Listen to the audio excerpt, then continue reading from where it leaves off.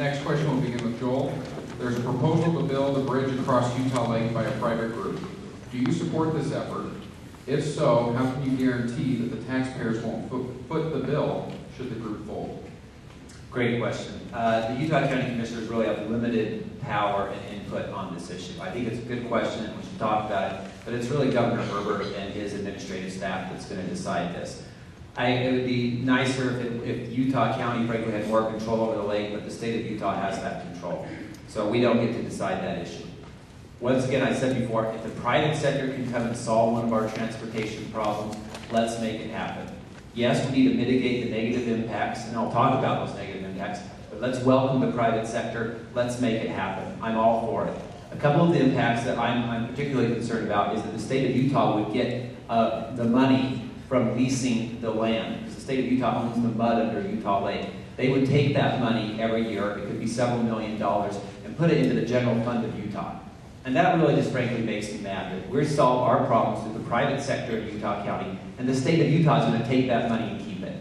Now, I've talked to Governor Herbert on several times and told him specifically, if you do that, if you approve the bridge, I want that money to come 100% back to Utah County and go 100% to Utah Lake.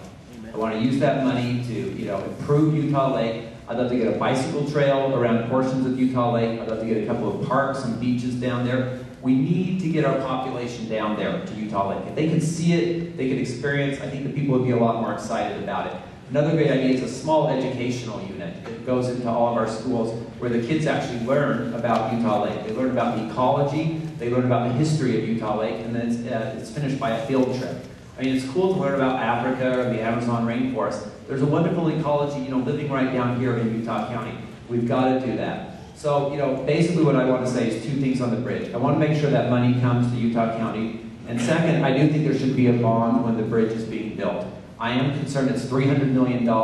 Some people could view it as highly risky capital. I don't know what kind of interest rate they'll get. I do not want a scenario where the bridge is, built like 1/3, and then it has to be, it just hangs there forever like, Midtown Village in Orem. No, they need to put up a bond if they're going to touch Utah Lake. Thanks.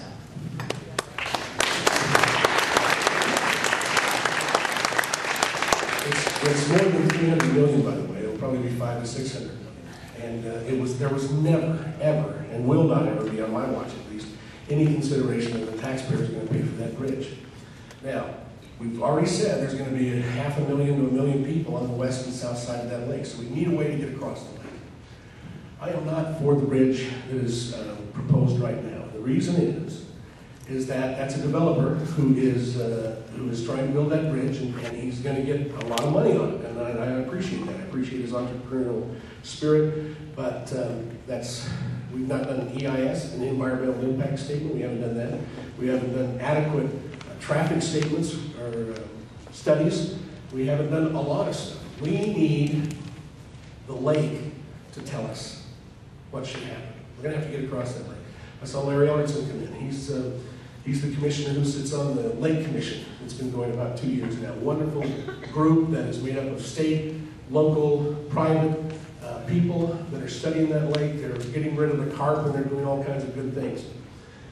They think, and I agree, that the lake should tell us what or if we should build a bridge. We need to do an environmental impact study and let that study tell us if a bridge is feasible. If it's not, what do we use? Do we use a ferry? What do we use?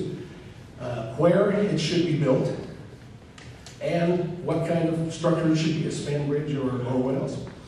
Then when we have that in hand, and we know where the lake wants that bridge, and what the best kind of bridge we could have, then we've got developers lined up.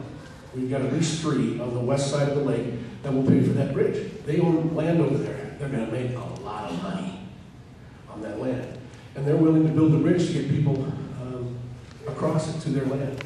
We have them develop it, we have them build it, and then the money, and this is another problem I have with the present bridge, the money, if that's a toll bridge, if it has to be a $2 toll or something, the money that is made in excess of the debt service on that bridge or maintenance on that bridge goes back into the lake.